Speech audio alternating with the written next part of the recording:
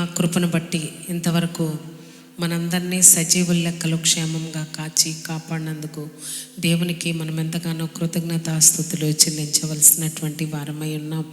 మరి మనందరి జీవితాల్లో ప్రభువు ఎన్నో గొప్ప కార్యాలు ఈ మాసమంతా కూడా ఆయన మనల్ని ఎంతవరకు నడిపించిన విధానానికి దేవునికి మనం ఎంతగానో కృతజ్ఞతాస్తుతులు చెల్లించవలసినటువంటి వారమై ఉన్నాం. మరి మన జీవితాల ద్వారా మనం తీసుకునే దేవుని యొక్క శరీరమును, దేవుని యొక్క రక్తమును అనే విశ్వసించి మనం తీసుకొనటం ద్వారా ఇది ఒక మహా గొప్ప సెలబ్రేషన్ అని మనము విశ్వసించవలసినటువంటి వారమై ఉన్నాం. సెలబ్రేషన్ అంటే విందు. ఆ విందు అంటే మనము దేవుని సముఖానికి వచ్చినప్పుడు ఆ విందులో మనకి ఏ ఏరియాలో అవసరమో, ఏ ఏరియాలో ఏది అవసరమో, అది ఒకవేళ ఆర్థిక ఇబ్బంది అయితే ఆర్థిక ఇబ్బంది నుంచి ప్రభు మనకి ప్రాస్పరిటీ అనుగ్రహిస్తారు. ఒకవేళ అస్వస్థతతో మనం ఒకవేళ బాధపడుతూ ఉంటే ప్రభు దాన్ని మనకు స్వస్థతను అనుగ్రహించేటటువంటి దేవుడు. మనం బంధకాలలో బంధించబడి ఉంటే ప్రభు మనల్ని విడిపించేటటువంటి కాలం ఇది. కనుక మనందరి జీవితాల్లో మనం తెలుసుకోవాల్సినటువంటి విషయం ఏంటంటే ప్రభు మనకు చేయనైనటువంటి మేలులను మనము జ్ఞాపకం చేసుకోవలసిన వారమై ఉన్నాం. ఈ విందు అంటే మనం సర్వసాధారణంగా అనేకమైనటువంటి విందులకు మనం వెళ్తూ ఉంటాం. ఆ విందుల్లో జరిగేటటువంటి విషయం ఏంటంటే బఫే సిస్టమ్ ఉంటుంది. బఫే సిస్టమ్ అంటే నీకు ఏది కావలిస్తే ఆ కౌంటర్లోకి వెళ్ళి ఆ కౌంటర్లో నీకు ఎంత కావాలో, ఏది కావాలో నీ అవసరతను బట్టి నువ్వు తీసుకుంటూ ఉంటావు. అలాగే దేవుని యొక్క సంస్కారపు విందులో మనం ప్రవేశించినప్పుడు ప్రభువు యొక్క జీవాన్ని మనం తీసుకుంటున్నామని విశ్వసించాలి. ఆ జీవము నీకు ఎంత కావాలో, నీ ఆత్మకు ఎంత అవసరమో, ఎంత కాలం అవసరమో దాన్ని నువ్వు నీ చిత్త ప్రకారమే అది నువ్వు తీసుకోవలసినటువంటి వారమై ఉన్నాం. అలాగే ప్రభు యొక్క రక్తము నీకు ఏ ఏ ఏరియాల్లో అది ఉపయోగమో, అంటే నీకు ఎక్కడ స్వస్థత కావాలో, ఆయన పొందినటువంటి గాయాల వలన మనము స్వస్థత పొందితిమి అన్న విషయం మనకు తెలుసు. కనుక ప్రభు యొక్క శరీరమును, ప్రభు యొక్క రక్తమును తీసుకొనుట ద్వారా నీ జీవితంలో నువ్వు దేవునికి నువ్వు ఎలా తీసుకుంటున్నావో, నువ్వు తీసుకున్న దాన్ని బట్టి నీ యొక్క భవిష్యత్తు, నీ యొక్క జీవితము ఆధారపడి ఉంది అనేటటువంటి విషయాన్ని మనం జ్ఞాపకము చేసుకొనవలసినటువంటి వారమై ఉన్నాం. ఇక్కడ మనము ఆలోచించినట్లయితే దేవుని యొక్క శరీరమును, దేవుని యొక్క రక్తమును మనం తీసుకొనుట ద్వారా క్రీస్తుని టోటల్గా ఆయన తన్ను తాను అప్పగించుకుంటున్నారు. కనుక అప్పగించుకున్నటువంటి ఆయన్ని మనం ఏ రీతిగా రిసీవ్ చేసుకున్నాం అన్న దాని మీద ఆధారపడి ఉంటుంది. ఎందుకంటే ఇచ్చేవానిలోనూ తీసుకునేవానిలో వీళ్ళిద్దరికే సంబంధించినటువంటి మ్యాటర్ అనే విషయాన్ని మనము ఆలోచించుకోవాలి. అది ప్రభు యొక్క శరీరము, ప్రభు యొక్క రక్తం అని వివేచించి మనం తీసుకున్నట్లయితే దాని యొక్క ఆశీర్వాదాలు, ఆ సిలువ యొక్క విలువలు మనం అందరం పొందుకుంటామనే విషయాన్ని నేను మీకు జ్ఞాపకం చేస్తున్నాను. అయితే మనందరి జీవితాల్లో ఆ మెయిన్ మనల్ని బాధ పెట్టేటటువంటి విషయాలు ఏంటంటే ఆర్థిక ఇబ్బందులు. ఆర్థిక ఇబ్బందులు అంటే సరిపోయి చాలని జీవితం ఉండేటప్పుడు, లేమి ఉండేటప్పటికి మనకు సరి అయిన సంతోషము, సమాధానం అనేది మన గృహాల్లో ఉండదు. ఏదో ఒక వెలితి మనల్ని బాధ పెడుతూనే ఉంటుంది. కనుక దాన్ని ఎక్కడి నుంచి మనం కట్ చేయాలంటే రూట్స్ నుంచి దాన్ని కట్ చేయాలి. దేవుని పరిశుద్ధ నామమునకు మహిమ కలుగును గాక.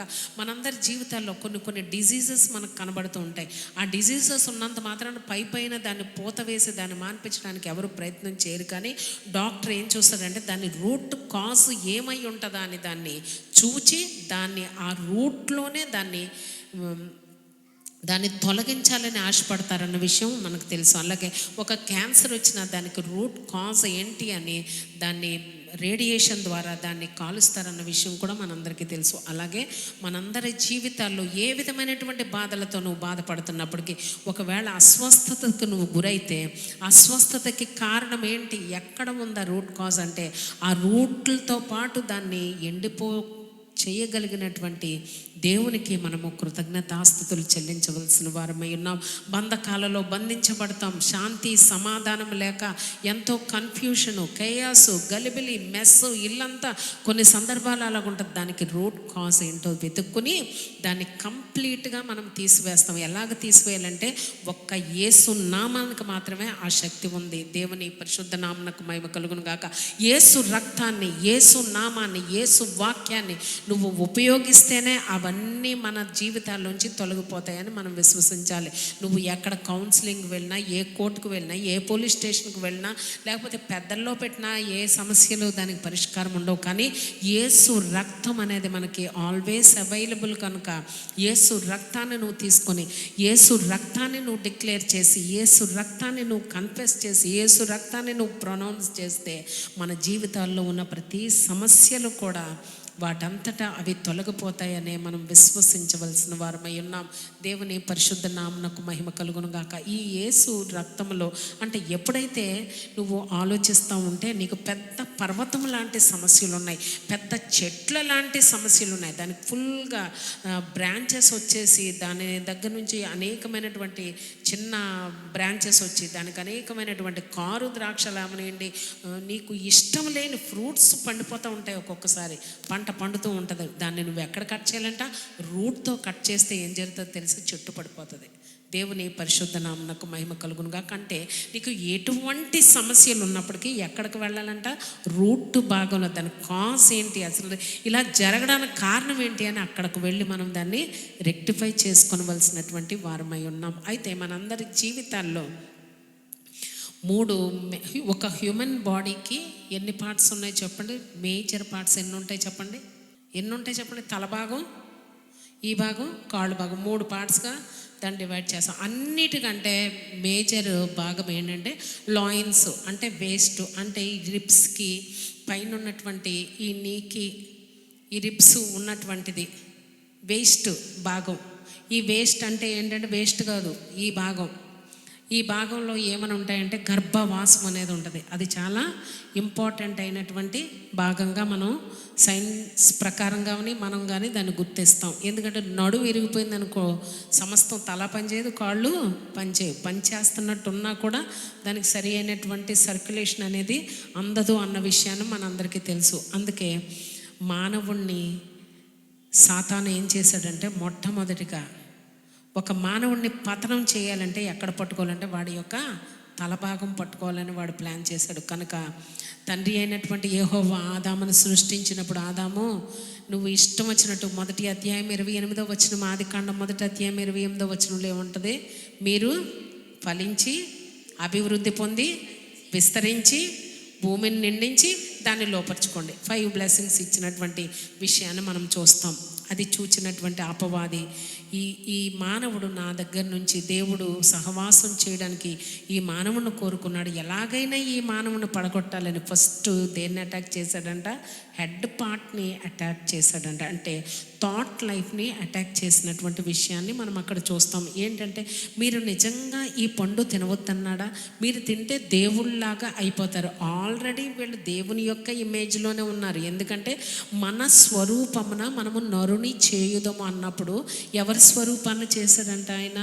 తండ్రి, కుమార, పరిశుద్ధాత్మలు ముగ్గురు ఇన్వాల్వ్ అయ్యి వారి యొక్క స్వరూపాన్ని నరుని చేశాడంటే వాళ్ళు ఎలాగున్నారంట? ఆల్రెడీ దేవుళ్ళలాగే ఉన్నారు. మళ్ళీ సైతాను వెళ్ళి వాళ్ళలో ఏం పెట్టాడంటే, మీరు దేవుడు అంతటి వాళ్ళు అయిపోతారు, మీరు దేవునిలాగా అయిపోతారని దేవునికి ఇష్టం లేక మిమ్మల్ని కొంచెం తక్కువగా చేశాడు అన్నట్టు చెప్పారు. తర్వాత మీరు ఏదైనా పండు తినవద్దని చెప్పారు. ఎందుకు తినవద్దన్నాడు? తింటే మీరు ఎలా అయిపోతారంట? దేవుళ్ళలాగా. ఆల్రెడీ వీళ్ళు దేవుని యొక్క ఇమేజ్లోనే ఉన్నారు. అలా చెప్పి సాతాను ఏం చేసిందంట? వారిని టెంప్ట్ చేసినటువంటి విషయాన్ని మనం అక్కడ చూస్తాం. అయితే మొట్టమొదటి వెళ్ళి ఏది తినవద్దన్నారు? మీరు తింటే మీరు చనిపోతారు. ప్రభు ఏం చెప్పాడు ఆదాముకు చెప్పండి? మీరు దినమున నిశ్చయముగా మీరు చచ్చెదరు. ఆ మాట చెప్పినప్పుడు సాతాను వెళ్ళి వాళ్ళని ఏం చేశారు? మీరు చావరు అంటే థాట్ లైఫ్, ఈ హెడ్ భాగాన్ని ఫస్ట్ వాడు టచ్ చేసి మానవుడు దేవునికి అనుకూలంగా జీవించకుండా ఏది చేస్తే మానవుడు పతనం అయిపోతాడో, దేవునికి విరోధం అయిపోతాడో, దేవుని సహవాసం కట్ అయిపోతుందో అక్కడికి వెళ్ళి వాడు ఆ భాగాన్ని టచ్ చేసినటువంటి విషయాన్ని మనం చూస్తాం. హెడ్ భాగాన్ని టచ్ చేసినప్పుడు ఈ హెడ్ భాగంలో ఉండేదే మౌత్ పార్ట్. కనుక ఈ మౌత్ ద్వారా ఈ నోటి ద్వారా అతను తినవద్దన్న పండు అవ్వ తిన్నది ఆదాముకిచ్చి వాళ్ళ దేవుని దగ్గర నుండి దూరం అయిపోయినటువంటి విషయం, మానవునికి పతనం అయిపోయినటువంటి కారణం మనం చూస్తాం. అంటే హెడ్ రీజియన్ అంటే ఈ హెడ్లోనే ఈ నోటి యొక్క భాగం కూడా అమర్చబడి ఉంది కనుక మొట్టమొదట తల యొక్క భాగాన్ని మీరు తింటే తప్పేముంది, తిన్న దినాన్ని మీరు దేవుళ్ళు అయిపోతారన్నా, దేవుడు తినవద్దన్నాడా? మీరు చావనే చావరు. అన్ని అబద్ధాలు ఆపోజిట్ చెప్పి ఆ పని చేయించి వాళ్ళ పతనానికి కారణమైనటువంటి విషయాన్ని మనం చూస్తాం. అంటే సాతాను మొట్టమొదట మానవుని అటాక్ చేసేది ఎక్కడంటే చెప్పిన థాట్ లైఫ్. మనము చాలా సంతోషంగా సమాధానంగా దేవుని వాక్యం విని దేవునిలో జీవిస్తూనే ఉంటాం. సడన్గా మనకు ఒక థాట్ వస్తుంది. ఆ థాట్ ఎక్కడి నుంచి వస్తుందో తెలియదు, అది సడన్గా ఉద్భవిస్తుంది. అది మనం రిసీవ్ చేసేసుకుని దాన్ని మనం ఓకే చేసేసుకుని సాతాన పో అని ఒక్క నిమిషం మనం, ఎందుకంటే సాతాన్ని అసలు మనం బాధే పెట్టను, నువ్వు నేను ఒకటే అని దాని చేతులు జోడించి స్పిరిట్కి వ్యతిరేకంగా శరీరానికి లొంగిపోయి ఆ పని చేస్తాం. వాళ్ళు ఏం చేశారంటే శరీరానికే లొంగిపోయినటువంటి విషయాన్ని మనం అక్కడ చూస్తాం. అంటే మొట్టమొదట శరీరాశను మనం అక్కడ చూస్తాం. అంటే శరీరానికి కన్నులకు ఇంపుగా కనబడినప్పుడు, వారి చెవులతో వినబడినప్పుడు, ఎలాగంటే ఆ హెడ్ పార్ట్ని ఎలా టచ్ చేశాడంటే ఫస్ట్ కన్నులకు చూపించాడు. అది రమ్యముగా అందముగా ఉన్నప్పుడు దానికి వాళ్ళు ఏమైపోయారంట, లొంగిపోయినటువంటి విషయాన్ని మనం చూస్తాం. ఇది వద్దన్నారా, ఇది చేయమన్నారా, చెవుల్లోంచి వారికి వాయిస్ వినిపింపచేసింది. తర్వాత వాళ్ళు ఏం చేశారంట, నోటితో దాన్ని తినివేసినటువంటి విషయాన్ని మనం చూస్తాం. అంటే తినడంలో ఏముందంటే ఆ తినడం వలన శాపము ఎలాగా ఆ ఏదైనా వనంలో సంక్రమించిందో, ఇప్పుడు మనం ప్రభు యొక్క శరీరము, ప్రభు యొక్క రక్తము అదే పాట ద్వారా తినుడు ద్వారా ఆ రెండవ ఆదాము ద్వారా సిలువ తర్వాత మనకు ఆ రక్తము ద్వారా మనకు పాపక్షమాపణ, విమోచన, ఆశీర్వాదము జరిగింది. దేవుని పరిశుద్ధ నామమునకు మహిమ కలుగును గాక. అంటే తినుట ద్వారా శాపం ఎలాగొచ్చిందో అదే తినుట ద్వారా రెండవ ఆదామును మనం తినుట ద్వారా మనకేమొస్తుందంట, ఆశీర్వాదం వస్తుందన్న విషయాన్ని మనము జ్ఞాపకము చేసుకోవలసిన వారమై ఉన్నాం. అంటే తినుదినాన్ని నిశ్చయంగా నువ్వు చస్తావంటే అతను ఆ రోజే స్పిరిచువల్గా చచ్చిపోయాడు. కానీ ఆదాము ఎంతకాలం బ్రతికాడంట, 930 సంవత్సరాలు బ్రతికినటువంటి విషయాన్ని మనం చూస్తాం. ఈ 930 సంవత్సరముల్లో స్లోగా ఈ హెడ్కి ఎఫెక్ట్ అయింది. ఎక్కడికి దిగాలి చెప్పండి, నెక్స్ట్ బాడీ కంటే మేజర్ పార్ట్స్ హ్యాండ్స్లోకి దిగాలి. ఈ లోపల ఎవరు పుట్టారంట, కయ్యను హేబేలు పుట్టినటువంటి విషయాన్ని మనం చూస్తాం. ఈ సాతాను అక్కడతో ఊరుకోకుండా ప్రేరేపించి, ఎప్పుడైనా హెడ్లో నీకు థాట్ వచ్చిందంటే ఇన్ యాక్షన్ దేంతో చేస్తావు, చేత్తో చేసేస్తావు. అలాగే వారి యొక్క ఆ శాపాన్ని ఇక్కడ మొదలుపెట్టినటువంటిది నెమ్మదిగా నెక్స్ట్ జనరేషన్ వచ్చేటప్పటికి చేతులను వాడుకున్నటువంటి విషయాన్ని మనం చూస్తాం. అంటే కయ్యను వెళ్ళి హేబేల్ను చంపేశాడు. అలాగే మనందరి జీవితాల్లో దేవుని యొక్క చిత్త ప్రకారం జరుగును ప్రతి వాళ్ళు లోకములో సాతాను ఏది మనల్ని మన మైండ్లో చేసి మన థాట్ లైఫ్లో పెడతాదో, ఆ థింకింగ్ ప్యాటర్న్ ఎప్పుడైతే మనకు మారిపోతుందో మనం చేతుల ద్వారా చేయకూడనటువంటి పనులు చేసేస్తామన్న విషయాన్ని మనం ఎక్కడ చూస్తాం. 5వ అధ్యాయంలోనికి వచ్చేటప్పటికి అక్కడ జరిగినటువంటి ఆదికాండం 5వ అధ్యాయంలోనికి వచ్చేటప్పటికి అక్కడ జరిగినటువంటి పని ఏంటంటే దైవ కుమారులు మనుష్య కుమార్తెలతో వారి జీవితాలు పంచుకున్నప్పుడు ఎవరు పుట్టారంట, నెఫిలులు పుట్టినటువంటి విషయాన్ని మనం చూస్తాం. అంటే నెమ్మదిగా తల దగ్గర నుండి చేతుల్లోనికి వెళ్ళినటువంటి ఎఫెక్టు ఇప్పుడు ఎక్కడికి వచ్చిందంట, లాయిన్స్ అంటే ప్రొడక్టివ్ సిస్టంలోనికి ప్రవేశించినటువంటి విషయాన్ని మనం చూస్తాం. అందుకనే వాళ్ళు జైంట్స్ని ప్రొడ్యూస్ చేశారు. అందుకే సర్వసాధారణంగా ఎక్కువ భాగం ఎక్కడ ఎఫెక్ట్ అవుతుంది సిక్నెస్ అంటే ఈ లాయిన్ పార్ట్లో అది బయలుదేరుతుంది అన్న విషయాన్ని మనం ఇక్కడ జ్ఞాపకము చేసుకోవలసిన వారమై ఉన్నాం. అది చూసినటువంటి తండ్రి అనేటువంటి యెహోవా నెమ్మదిగా దిగుతుంది. ఆ దిగేటప్పటికి తండ్రి అనేటువంటి యెహోవా చేసినటువంటి కార్యం ఏంటంటే యోవేలు 2వ అధ్యాయము 28వ వచనం ఎవరు తీయొద్దు కానీ అక్కడ ఏంటంటే మనుష్యులందరి మీద నా ఆత్మను కుమ్మరిద్దామని నిర్ణయం తీసుకున్నటువంటి తండ్రి అయినటువంటి యెహోవా ఆ ప్రజలందరినీ ఎలాగ నాశనం చేశారంట, జల ప్రళయముతో. అంటే దేవుని ఆత్మతో నింపవలసినటువంటి ఆ మానవాళిని జల ప్రళయంతో సమస్తమును ఆయన కొట్టివేసినటువంటి విషయాన్ని మనం చూస్తాం. అంతేకాకుండా భూమిని శపించినటువంటి విషయాన్ని మనం చూస్తాం. జంతు జాలం అంతా కూడా 2/2 తప్పించి మిగతా అంతా కూడా డిస్ట్రాయ్ అయిపోయినటువంటి విషయాన్ని మనం చూస్తాం. అందుకే దావీదు ఒక విషయాన్ని తెలియచేశాడు. కీర్తనల గ్రంథం 38వ అధ్యాయము 7వ వచనం చదువుకుందాం. కీర్తనల గ్రంథము 38వ అధ్యాయము 7వ వచనం. నా నడుము తాపముతో నిండి ఉన్నది, అంటే భయంకరమైనటువంటి డిజీజ్తో నిండి ఉన్నదంట. దావీదు ఆ మాట ఎందుకు చెప్పాడంటే, ఊరియా భార్యయగు బెత్షెబా విషయంలో తను చేసినటువంటి ఆ కార్యము నిమిత్తము తన యొక్క గర్భవాసము, తన యొక్క వేస్ట్ భాగము, తన రీప్రొడక్టివ్ సిస్టమ్ను ఎలాగా అటాక్ చేసిందో సాతాను అనేటటువంటి దావీదు మహారాజు హృదయానుసారుడు. దేవునికి ఏది తోస్తే అది దావీదునికి తోస్తుందంట. దివారాత్రులు ధర్మశాస్త్రాన్ని ధ్యానిస్తూ దాని యందు ఆనందించువాడు ధన్యుడని చెప్పినటువంటి ఆ దావీదు యొక్క లాయిన్స్ని, తన యొక్క ఏ భాగం అది, తన నడుము అంటే ఇదంతా ఇంక్లూడ్ అయి ఉంటుంది. నడుము, లాయిన్స్ అంటే ఇది చాలా ఇంపార్టెంట్ రీప్రొడక్టివ్ పార్ట్ అనేటటువంటి విషయం మనందరికీ తెలిసినటువంటిదే. ఆ భాగాన్ని అంటే ఆ టచ్ చేసి అంటే సంతాన అభివృద్ధి కలగకుండా చేయాలని సాతాను ప్లాన్ చేసినటువంటి విషయాన్ని మనం చూస్తాం. ఇది గ్లోబల్ డివాస్టేషన్. అంటే దేవుని యొక్క సంఘము కానీ, దేవుడు మనకు కలుగు చేసినటువంటి ఈ శరీరము కానీ ఇది ఎలాగుండాలంట, పవిత్రముగా ఉండాలంట. ఆ పవిత్రమైన దానిని అపవిత్రంగా చేయాలని సాతాను యొక్క ఆలోచన అనేటటువంటి విషయాన్ని మనం ఆలోచన చేయాలి. దావీదు యొక్క పవిత్ర జీవితాన్ని అపవిత్రంగా మార్చిందంటే ఆ ఖర్చు ఎక్కడ మొదలైందంట, తలతో మొదలయ్యి చేతుల దగ్గరకు వచ్చి నెమ్మదిగా నడుము ఆ లాయిన్స్ యొక్క భాగాన్ని టచ్ చేసినటువంటి విషయాన్ని మనం చూస్తాం.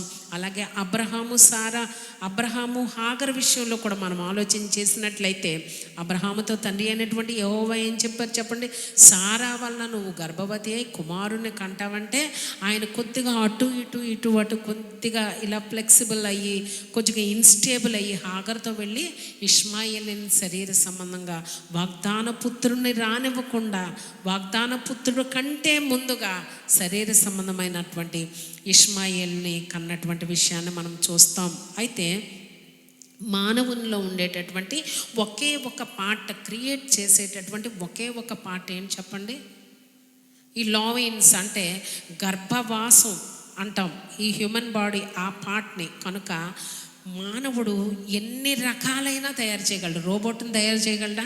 ఆ రోబోట్ వెళ్ళి ఏం చేయగలరు చెప్పండి? చాలా పరిస్థితుల్లో మనం ఆలోచిస్తే ఇల్లు క్లీనింగ్ మెషిన్స్ వచ్చేసినాయి, ఇంకోటి వచ్చినాయి, మానవుని కూడా ఇవి బాగా చేసేస్తున్నాయి. మానవుడు అంతా క్రియేట్ చేయగలుగుతున్నాడు కానీ ఏమీ తయారు చేయలేకపోతున్నాడంట. ఈ గర్భవాసానికి మాత్రం ఏ మానవుడు కూడా, మీరు ఆలోచించినట్లయితే రీప్రొడక్టివ్ సిస్టమ్, అందులో ఉండవలసినటువంటి పాళ్ళలో ఉండవలసిన ఎవరైనా ఏ రకమైనటువంటి అవయవాలు, artificial limbs, artificial hands, even heart అన్నీ చేయగలుగుతున్నారు. కానీ ఏ మానవుడు తన యొక్క తెలివిని ఉపయోగించి ఆ లాయిన్స్లో ఆ రీప్రొడక్టివ్ ఆర్గన్ని, దాని యొక్క సిస్టమ్ని మాత్రం మార్చలేకపోతున్నాడు. అయితే సాతాను ఎవరి వెనక ఉందంటే ఆ లాయిన్స్. మీరు ఒకసారి ఆలోచన చేసినట్లయితే బ్రెయిన్ ఇప్పుడు చేయగలిగిన పని, మానవుని యొక్క బ్రెయిన్ ఎన్ని పనులన్నా చేస్తుంది, ఏవైనా క్రియేట్ చేస్తుంది. సిలికాన్ వ్యాలీ ఉంటుంది, 2 నిమిషాలకు ఒక్కోసారి న్యూ ఇన్వెన్షన్స్, న్యూ డిస్కవరీస్ చూస్తున్నారు. అలాగే మనం చూస్తున్నట్లయితే సైంటిస్టులు చేసే పని ఏంటంటే ఇంకా క్రొత్త గెలాక్సీలు, క్రొత్త స్టార్స్, ఇంకా మానవునికి అంతుపట్టకుండా యుగాంతం వరకు కూడా ఎంత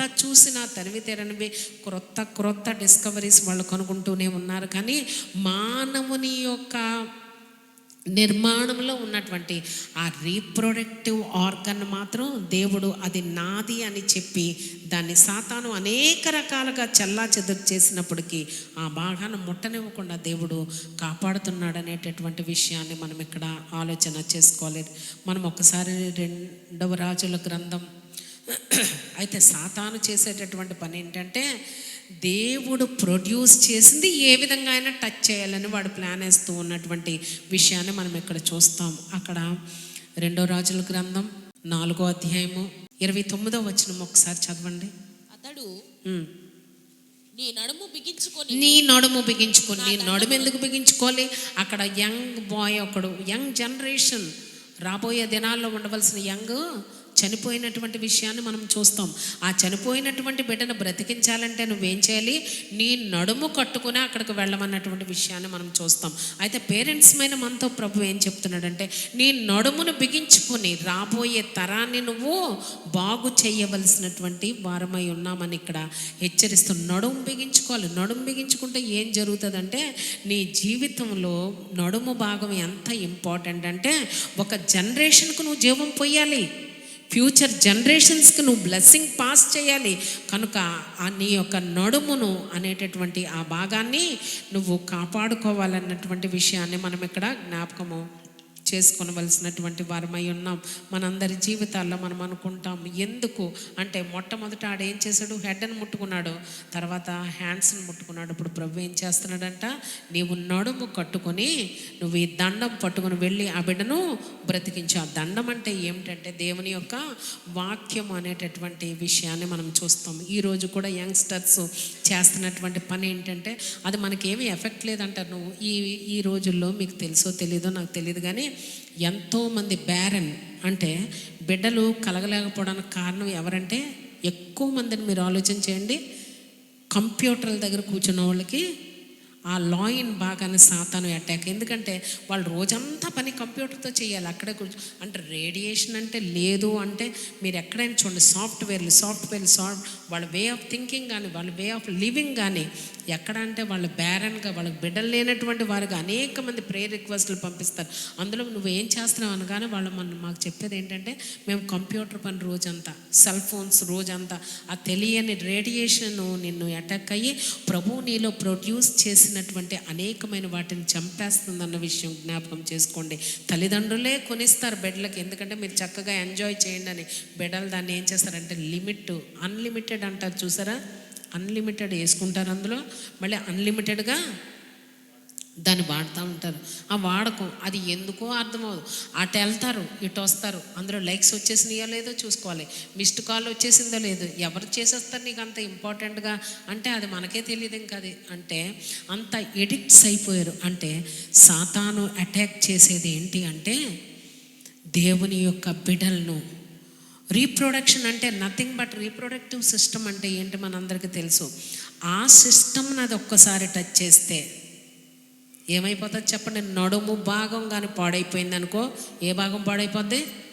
కాళ్ళు భాగం వరకు పాడైపోతుంది. అందుకే యెహెజ్కేలు గ్రంథంలో 47వ అధ్యాయంలో మనకు ఒక మాట కనబడుతుంది. మొట్టమొదట చీలమండలం, తర్వాత మోకాళ్ళు, తర్వాత వేస్ట్, తర్వాత ఏదాలేనంత. అంటే దేవుని యొక్క వాక్యం ఒట్టి చీలమండలే తడుస్తుందా? మోకాళ్ళ అనుభవం లేదా? ప్రార్థన చేయట్లేదా? నువ్వు ప్రార్థన చేసుకో. ప్రార్థన చేసిన తర్వాత ఆ పై భాగం ఏంటో నీకు తెలుసు. ఆ పై భాగం అంటే మీరు అనుకోవచ్చు, ఈ భాగము, ఈ వేస్ట్ భాగము, ఈ లాయిన్స్ అంత ఇంపార్టెంట్ అంటే, హెబ్రీలకు రాసినటువంటి పత్రిక 7వ అధ్యాయం ఒకసారి తీయండి అందరూ కూడా. 4వ వచనం ఒక్కసారి చూడండి. ఇతడెంత గనుడో చూడుడి. మూల పురుషుడైన అబ్రహాము అతనికి కొల్లగొన్న శ్రేష్టమైన వస్తువులలో 10వ వంతు ఇచ్చెను.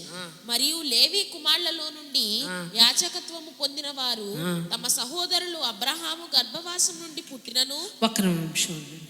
అబ్రహాము యొక్క గర్భవాసము నుండి పుట్టినను అంటే అబ్రహాము కండం ఏంటంటే, అతని లాయన్స్లో ఉండేటటువంటి ఆ రీప్రొడక్టివ్ సిస్టంలో నుండి వచ్చేటటువంటి వాళ్ళని ఎవరు చూసారంట? మెల్కీసెదెకు. కిందకి రండి, 10వ వచనం చూడండి. ఎలాగనగా మెల్కీసెదెకు అతని పితరుని కలుసుకున్నప్పుడు లేవి తన పితరుని గర్భములో ఉండెను. దేవుని పరిశుద్ధ నామమునకు మహిమ కలుగును గాక. అంటే లేవి అనేటప్పుడు అబ్రహాము తర్వాత అబ్రహాము కుమారుడు ఎవరు? ఇస్సాకు కుమారుల్లో ఈ లేవి ఒకడు. కనుక ఎక్కడ చూశాడంట? మెల్కీసెదెకు అబ్రహాము యొక్క గర్భవాసమున లేవి యొక్క సంతానాన్ని చూచినట్లు మనం చూస్తాం. దేవుని పరిశుద్ధ నామమునకు మహిమ కలుగును గాక. అంటే మెల్కీసెదెకు లేవిని ఎక్కడ చూచాడంట? అబ్రహాము యొక్క గర్భవాసం. ఈ లేవి అంటే ఎవరు అంటే దేవునికి యాజకత్వం చేసేటటువంటి వాళ్ళు, దేవుని ప్రజలను నడిపించేటటువంటి వారు. అబ్రహాము దేవుని ప్రజలను నడిపిస్తాడో లేదో తెలియదు. అబ్రహాము దేవుని యొక్క మాట విని, దేవుని యొక్క పద్ధతి చొప్పున దేవుని ప్రేమించి, దేవుడు ఏది చెప్తే దాని విధేయుడై, దేన్ని కూడా దేవుని కంటే ఎక్కువగా ప్రేమించలేకుండా ఉండి తాను దేవునికి ఏమైపోయాడంట? విశ్వాసులకు తండ్రి అయిపోయాడంట. దేవునికి స్నేహితుడు అయిపోయినటువంటి విషయాన్ని మనం చూస్తాం. అతని గర్భవాసం అంటే అతని తర్వాత ఎవరు వచ్చారు? ఇస్సాకు తర్వాత ఎవరు వచ్చారు? లేవి. ఆ లేవిని ఎప్పుడు చూచాడంటే ఆయన అబ్రహాము గర్భవాసంలోనే చూచినటువంటి విషయాన్ని మనం చూస్తాం. అయితే మనందరి ఫ్యూచర్ జనరేషన్స్ దేవుడు ఎప్పుడు కౌంట్ చేస్తాడంట? ఇప్పుడు మనం ఈ చిన్న పిల్లలు అనుకోవడానికి వీల్లేదు. పుట్టించినప్పుడే, తల్లి గర్భంలో ఉన్నప్పుడే, ఆర్గన్స్ను క్రియేట్ చేసినప్పుడే, అందులో కావలసినవన్నీ తయారు చేసినప్పుడే ఆ గర్భవాసంలో ఎవడు చూస్తాడంట? కొన్ని జనరేషన్స్ని ప్రభు చూస్తాడంట. దేవుని పరిశుద్ధ నామమునకు మహిమ కలుగును గాక. కనుక ఆ సంతానోత్పత్తి లేకుండా, అసలు బిడ్డలు పుట్టకుండా, లోకంలో దేవుని కుమారులు పుట్టకుండా, అక్కడ ఫరో చేసినటువంటి పని అదే, హేరోదు చేసినటువంటి పని అదే. అంటే బిడ్డలు పుట్టిన తర్వాత వాళ్ళని చంపేయాలని ప్రయత్నం చేశారు. మోషే గురించి మనం చదువుకున్నాం. అలాగే ప్రభు అయినటువంటి యేసు క్రీస్తు పుట్టిన తర్వాత 2 సంవత్సరాలు వచ్చినప్పుడు రామాలో అంగలార్పు అంటే 2 సంవత్సరాల మగపిల్లలందరినీ వధించమని చెప్పినటువంటి విషయాన్ని మనం చూస్తాం. అయితే ఈ ఎండ్ టైమ్స్లో జరుగుతున్నటువంటి పని ఏంటంటే అసలు గర్భమే దాల్చకుండా సాతాను అటాక్ చేస్తున్నటువంటి విషయాన్ని మనం చూస్తాం. దానిలో వరల్డ్ సిస్టమ్ ఏంటి అంటే, ఏ సిస్టమ్స్ గురించి అయితే నువ్వు వెళ్ళి డబ్బు కొరకు నువ్వు దివారాత్రులు కష్టపడతావో, కష్టపడి నువ్వు పనిచేసి అదొక పద్ధతి. అసలు నీకు పని పాట లేకపోయినా కూడా నీకు రేడియేషన్ కావాలి. గత కాలంలో కొంతమంది చెప్పారు, సెల్స్ వాడేటప్పుడు అది హార్ట్ దగ్గర పాకెట్స్లో పెట్టుకుంటే హార్ట్కి ప్రాబ్లం వస్తుందంటే కొంతకాలం మానేశారు. ఇప్పుడు ఏంటంటే నిత్యావసర వస్తువు అదే. నువ్వు బయటకు వెళ్ళినప్పుడు నువ్వు చూడండి, ఇక్కడ నిలబడండి, బండి మీద కూర్చుని అదే పని. జెంట్స్ కనీసం ఆకి ఏంటి అన్న విషయం కూడా ఆలోచించరు. డ్రైవింగ్లోనే అది, డ్రైవింగ్లో వెళ్తూనే దాన్ని చూస్తూనే ఉంటారు. దానివలన అనేకమైనటువంటి అనర్థాలకు దారి తీసేటటువంటి జీవితాలు ఎన్నో మీరు చూస్తే యూట్యూబ్లో ఎంతమంది చనిపోయారు, ఎంతమంది పరిస్థితులు ఎలాగ మారి కేవలం ఆ కారణంగా. అలాగే మనందరి జీవితాల్లో ఈ దినంలో మనం అందరం తేల్చుకోవాల్సినటువంటి విషయం ఏంటంటే, తండ్రి అయినటువంటి యెహోవా మనకు థింకింగ్ ప్యాటర్న్ ఇచ్చారు. మనకి రైట్ వేలో ఎలా థింక్ చేయాలో తెలుసు. సాతాను వచ్చి నిన్ను టెంప్ట్ చేసినప్పుడు దాంతో నువ్వేం చెప్పాలో నీకు తెలుసు. దేవుడు చెప్పారు. ఏం చెప్పారు చెప్పండి? సాతాను ఏం చెప్పింది చెప్పండి? నువ్వు నిజమైన దేవుని కుమారుడు, నువ్వైతే ప్రూవ్ చేసేసుకుంటావు. ఆయన ఏం చెప్పాడంటే, ఈలాగు వ్రాయబడి ఉన్నది, ఈలాగు వ్రాయబడి ఉన్నది. నా జీవితం ఇది కాదు, నా కుటుంబం ఇది కాదు, నా పరిస్థితి ఇది కాదు, నా భవిష్యత్తు ఇది కాదు అని సైతానుతో నువ్వు దేంతో చెప్పాలంట? నీ తలలోకి వచ్చిన తలంపు నీ నోటితో నువ్వు పలకవలసినటువంటి వారమై ఉన్నాం. అయితే అదే నోటితో మనం చేసేది ఏంటంటే, తినకూడనటువంటి పండు తింటాం. అంటే ఏంటంటే మాట్లాడకూడనటువంటి మాటలు మనం మాట్లాడుతూ ఉంటాం, చేయకూడనటువంటి పనులు మనం చేస్తూ ఉంటాం. కనుక దానికి ఉత్తరవాది ఎవరంటే ఎవరి జీవితానికి వారే. సాతాను నెమ్మదిగా 930 ఏళ్ళు బ్రతికాడంటే ఈ తల భాగం ముందు డ్యామేజ్ చేసింది కనుక ఇంకా 930 ఏళ్లలో ఏం చేసిందంటే మరణాన్ని తెచ్చినటువంటి విషయాన్ని మనం చూస్తాం. తినుదినాన్ని నిశ్చయంగా నువ్వు చేస్తావంటే స్పిరిచువల్గా చచ్చిపెడతాను ఆ రోజే ప్రభు చెప్పినట్లు. కానీ ఫిజికల్గా ఒక్కొక్క పార్ట్ ఎఫెక్ట్ అయి తన మరణానికి తీసుకెళ్తాక ఎంత టైం పట్టిందంట? 900 ఏళ్ళు పట్టిందంట. అలాగే మన జీవితంలో మొట్టమొదట థాట్ లైఫ్ బాగోలేనప్పుడు ముందు థాట్ లైఫ్ని సెటిల్ చేసుకోండి, దాన్ని మంచి మార్గంలో పెట్టండి. ఇది ఇలా కాదు కదా, ఇది ఇలా కాదు. మనం మొన్న ధ్యానించుకున్నాం. ప్రభు అయినటువంటి యేసు క్రీస్తుని ఏం చేసిందంటే, నీకు ఈ లోకరాజ్యాలన్నీ ఇవ్వాలంటే నువ్వు నాకు మ్రొక్కమని అడిగినటువంటి విషయాన్ని మనం చూస్తాం. మ్రొక్కడం అంటే ఏంటి చెప్పండి? దేవుని యొక్క వాక్ ఎవరు చెప్పండి? ప్రభు అయినటువంటి యేసుక్రీస్తు. యేసుక్రీస్తు ఎవరంటే దేవుని యొక్క వాక్కు. ఆ వాక్కునే వంగుని నాకు నమస్కారం చేయమన్నప్పుడు ఏమన్నాడంటే, నువ్వు నాకు లోక భాగ్యాలు ఏమీ ఇవ్వాల్సిన అవసరం లేదు, కానీ నేను ఆ పని మాత్రం చెయ్యను అని చెప్పినటువంటి ఇలాగూ వ్రాయబడి ఉన్నది. అలాగే మనందరి జీవితాల్లో టెంప్టేషన్స్ వస్తాయి. మనందరి జీవితాల్లో అనేకమైనటువంటి పరిస్థితుల్లో మనం చేయకూడలేనటువంటి పనులు చేసేటటువంటి దారిలోనికి మనం త్రోయబడతాం. కానీ నీకు దేవుడు నోరిచ్చాడు. ఇవాళ నువ్వు దేవుని యొక్క సంస్కారాన్ని అదే నోటి ద్వారా తింటున్నావు, త్రాగుతున్నావు కనుక ఆయన్నే తిని ఆయనే త్రాగినప్పుడు నీలో ఉన్నటువంటి సమస్త విధమైనటువంటి చీకటి బయటకు వెళ్ళిపోవాలి. ఎందుకంటే ఒక ఆపరేషన్ థియేటర్లో ఒక ఆపరేషన్ చెయ్యాలి అంటే అక్కడ జరిగేటటువంటి పని ఏంటంటే, ముందు డాక్టర్ క్లాన్స్ చేసుకుంటారు, పేషెంట్ని క్లాన్స్ చేసి అక్కడ దానికి కావలసినటువంటి ఆ పరిస్థితులన్నీ ప్రిపరేషన్ చేసి అప్పుడు తీసుకెళ్ళి సర్జరీ చేస్తారన్న విషయం తెలుసు. ఇది ఏంటంటే, అందుకే ఈ 3 రోజుల్లో ఏదో ఒక రోజు సంస్కారం తీసుకోకముందు దేవుని మందిరంలోకి అటెండ్ అవ్వడం. ఎందుకంటే ప్రిపరేటరీ పీరియడ్ అంటే థియేటర్ టేబుల్ మీదకి వెళ్ళేటప్పుడు డాక్టర్ శుభ్రం చేసుకుంటాడు పేషెంట్ని, అన్వాంటెడ్ థింగ్స్ అన్నీ తీసేసి తనకి అనుకూలమైనటువంటి పద్ధతిలో ఆ పేషెంట్ని తయారు చేసి ఆపరేట్ చేస్తాడు. లేకపోతే ఏమవుతుంది? ఇన్ఫెక్షన్. అలాగే మనందరి జీవితాల్లో కూడా దేవుని యొక్క శరీరమును, దేవుని యొక్క రక్తమును తీసుకుని నువ్వు ఎంత చేసినా నువ్వు ఆ పవిత్రుణ్ణి జీవితము కానీ, నీ యొక్క శరీరము కానీ, నీ యొక్క రక్తము కానీ ఆయన్ని అపవిత్రం చేయలేదు. ఎందుకంటే ఆయన పవిత్రుడు. అపవిత్రము అయినటువంటి మనము ఆ పవిత్రతను పోగొట్టలేం. కానీ ఆ పవిత్రుని మనం తీసుకునేటప్పుడు మనలో ఇంకా స్టిల్ అపవిత్రత ఎగ్జిస్ట్ అయితే మాత్రం అది పిగిలిపోతుంది అనమాట. ఆశీర్వాదం అనేది ఏమీ ఉండదు. క్రొత్త తిథులు క్రొత్త అంటే క్రొత్త ఎలాగంటే నువ్వు క్రొత్తదనాన్ని నువ్వు తయారు చేసుకో. ఎలా తయారు చేసుకుంటావు? దేవుని వాక్యంతో నువ్వు కడిగేసుకుని ప్రతిరోజు మనం కిచెన్లో యుటెన్సిల్స్ ప్రతిరోజు క్రొత్తవి కొనుక్కుంటామా? లేదు. ఆ పాత వాటినే శుభ్రంగా చేసుకుని లిక్విడ్స్ వాడతాం, హాట్ వాటర్ వాడతాం, స్టీమింగ్ వాడతాం, అవన్నీ చేసుకుని అది శుభ్రం చేసుకుని సేమ్ కంటైనర్లో మళ్ళీ మనం వండుకుంటూ ఉంటాం. అలాగే మనందరి జీవితాల్లో ఇవాళ మనకున్నటువంటి హృదయాన్నో, మనకున్నటువంటి ఆత్మనో, మనకున్నటువంటి శరీరాన్నో తీసుకెళ్ళి ఎక్కడో పెట్టి మళ్ళీ కొత్తది మనం తెచ్చుకుని మళ్ళీ చేసుకోవడం కాదు. మనకున్న దాన్నే ఎక్కడ అపవిత్రత ఉందో నీకు తెలుసు. తలంపుల వలన, కళ్ళ వల్ల, చెవుల వల్ల, మాట వలన, చేతుల వల్ల, కాళ్ళ వలన, ఇవన్నీ మనకు తెలుసు కనమాట. అన్నిటినీ ప్రభు పాదాల దగ్గర మనం ఒప్పుకొని సాగిలపడి నమస్కరించి, నువ్వు చెప్పినా చెప్పపోయినా ఆయనకు తెలుసు.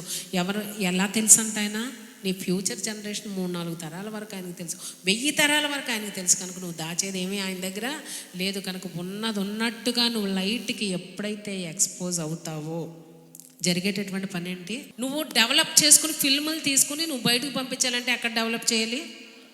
డార్క్ రూమ్లో డెవలప్ చేయాలి.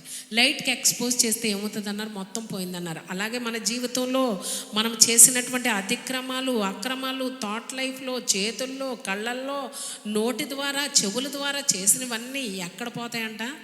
దేవుని యొక్క లైట్ దగ్గర, దేవుని యొక్క వాక్యం దగ్గర, దేవుని యొక్క వాగ్దానం దగ్గర ఎప్పుడైతే నువ్వు దాన్ని ఓపెన్ చేస్తావో ప్రభు వాటన్నిటినీ కొట్టివేస్తాడంట. అసలు మరక లేకుండా, ఒక డాగు లేకుండా, అసలు నువ్వు ఎప్పుడు పాపం చేసావని మళ్ళీ దేవుడే మనల్ని అడుగుతాడంట. అంత గొప్ప దేవుడంట.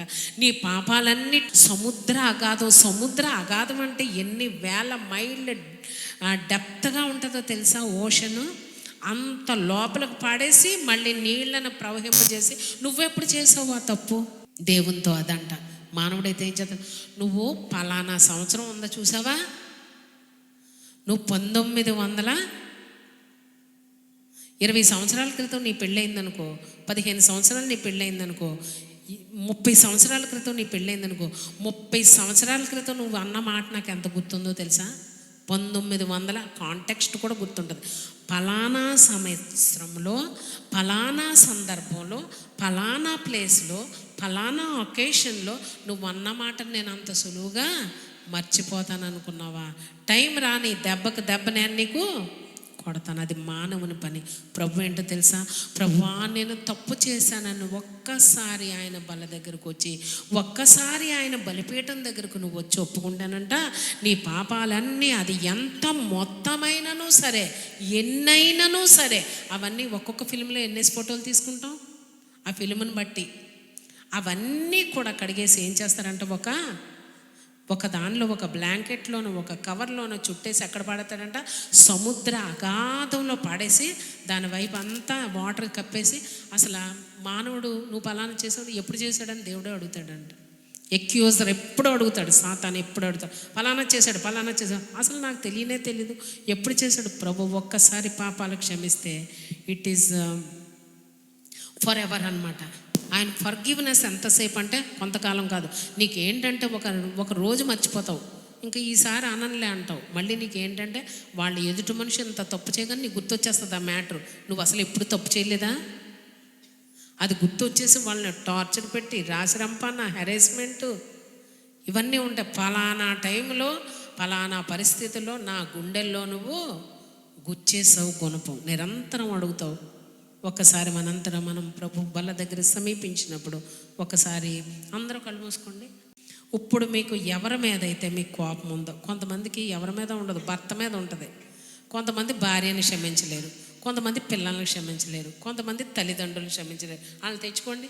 మీకు ఒక్కొక్కసారి ఎంత ఫిగర్ ఉంటుందంటే నీ భర్తే నీకు పెద్ద ఇది.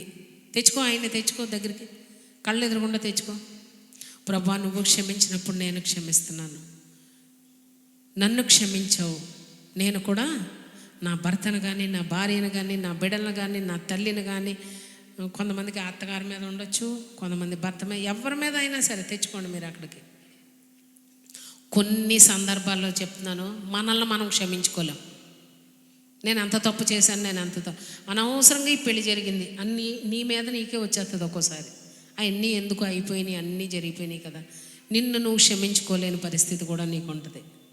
అవన్నీ ఒక్కసారి ప్రభువా నువ్వు నన్ను క్షమించావు, నేను కూడా క్షమిస్తున్నాను. ఎందుకంటే నీ శరీరం నీ రక్తం తీసుకునేటప్పుడు నా బ్లెస్సింగ్కి ఏది కూడా హిండ్రన్స్గా ఉండడానికి వీల్లేదు ప్రభువా అని దేవునితో చెప్పు. దేవునితో చేతిలో చేయివై ఎంత మొత్తమైనను ఎన్నైనను క్షమించే దేవుడు.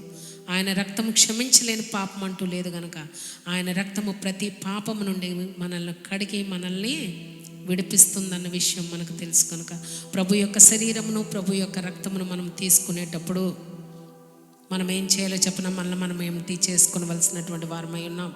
బఫే దగ్గరికి వెళ్తున్నావు, నీకు కావాల్సింది నువ్వు తీసుకుంటావు.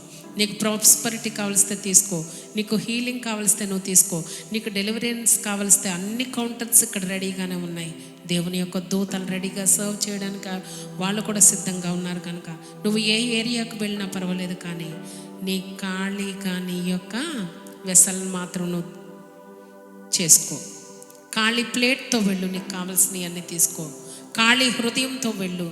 కొంత కోపంతోనూ, కొంత క్షమించలేని గుణంతోనూ, కొంత ప్రేమించలేని గుణంతోనూ, ఏ విధంగా నువ్వు అక్కడికి వెళ్ళినప్పటికీ నీ గిన్నెలో కొంచెం తీసుకోగానే ఫుల్ అయిపోద్ది. నీ జీవితంలో ఏ ఆశీర్వాదాన్ని కూడా నువ్వు తీసుకోలేవు, ఫుల్ ఫ్లెడ్జ్డ్గా తీసుకోలేవు, నీకు కావలసినంత తీసుకోలేవు. కనుక నీకు కావలసినంత దేవుని దగ్గర నువ్వు తీసుకోవాలంటే నీకు ఎంత బ్లెస్సింగ్ కావాలో అంత ప్లేస్ నువ్వు ఎంటీ చేసుకొని ప్రభు పాదాల దగ్గరకు వచ్చినప్పుడు నువ్వు తీసుకునేది అనుకోవచ్చు చిన్న సిప్పే కదా, చిన్న బ్రెడ్డే కదా అని నువ్వు అనుకుంటున్నావు, చిన్న రొట్టె కదా అని నువ్వు అనుకుంటున్నావు. కానీ అది నీ కొరకు విరవబడిన ఆయన యొక్క శరీరము, పరలోకములో నుండి దిగి వచ్చిన జీవాహారము నేనే. నా రక్తము క్రొత్త నిబంధన రక్తము. ఆ రక్తము ఒక్క చుక్క అయినప్పటికీ నీ టోటల్ బాడీ, ఎందుకంటే నువ్వు ఒక్క రక్తాన్ని ఒక చిన్న రొట్టె ముక్కనే తీసుకుంటున్నావు, కానీ ప్రభు యొక్క టోటాలిటీని తీసుకుంటున్నావు. అంటే హీ హిమ్సెల్ఫ్ గేవ్ హిమ్, అంటే ఆయన తన్ను తాను నీ కొరకు అప్పగించుకున్నాడు. దాని యొక్క క్వాలిటీ చూడు, క్వాంటిటీ చూడొద్దు. ప్రభు యొక్క శరీరమును ప్రభు యొక్క రక్తమును నువ్వు తీసుకునుట ద్వారా, భుజించుట ద్వారా అది నీకు మహదైశ్వర్యాలు కలుగు చేస్తుందన్న విషయాన్ని మనము జ్ఞాపకం చేసుకోవాలి. అనాలోచనగా తీసుకోకండి, ప్రభుని వివేచించండి. ఇది నా కొరకు ప్రభు చేసిన కార్యం, నా కొరకు చిందించినటువంటి ఈ రక్తం అని మీరు వివేచించి తీసుకున్నట్లయితే ఆ తీసుకొనుట ద్వారా మీకు దైవాశీర్వాదం మీరు పొందుకుంటారు. కనుక దేవుని యొక్క శరీరమును దేవుని యొక్క రక్తమును తీసుకుంటా చులకనగా చేయొద్దు, అనాలోచనగా తీసుకోవద్దు. కానీ ప్రభువా, నిన్ను నీవే అర్పించుకున్నావు నా కొరకు. నీ టోటాలిటీని నేను తీసుకుంటున్నాను ప్రభా, నీ సమస్త నిన్నే నేను తీసుకుంటున్నాను ప్రభా అని చెప్పి పరలోకంలో నుండి దిగి వచ్చినటువంటి ఆ జీవాహారమును, నీ కొరకు చిందించబడిన క్రొత్త నిబంధన రక్తమును నువ్వు తీసుకున్నట ద్వారా నీ శరీరంలో ఉన్నటువంటి వ్యాధులు పారిపోవాలి, నీ ఆర్థిక ఇబ్బందులు తొలగిపోవాలి, బంధకాల్లో బంధించబడి ఉంటే దానిలోంచి నువ్వు విడుదల పొందాలి. నీ ఏ ఏరియాలో కావాలో సాల్వేషన్ ప్యాకేజ్లో అన్నీ ఇమిడి ఉన్నాయి కనుక నీకు ఏ ఏరియాలో నీకు ఏది అవసరమో నువ్వు మనుషులతో చెప్పవలసిన అవసరం లేదు. తల్లిదండ్రులు తీర్చలేరు, బంధువులు తీర్చలేరు, కుటుంబము తీర్చలేదు, సమాజం తీర్చలేదు. దేవుడు ఒక్కడే నీ ప్రతి సమస్యకు జవాబు. తినుట ద్వారా మానవునికి కర్స్ ఎలాగా సంక్రమించిందో అదే దేవుని యొక్క శరీరమును, దేవుని యొక్క రక్తమును తినుట ద్వారా సమస్త మానవాళికి ఆశీర్వాదం కలుగుతుంది కనుక అటువంటి ధన్యకరమైన జీవితం ఆ పరిశుద్ధాత్ముడు మనందరికీ అనుగ్రహించును గాక. ఆమేన్.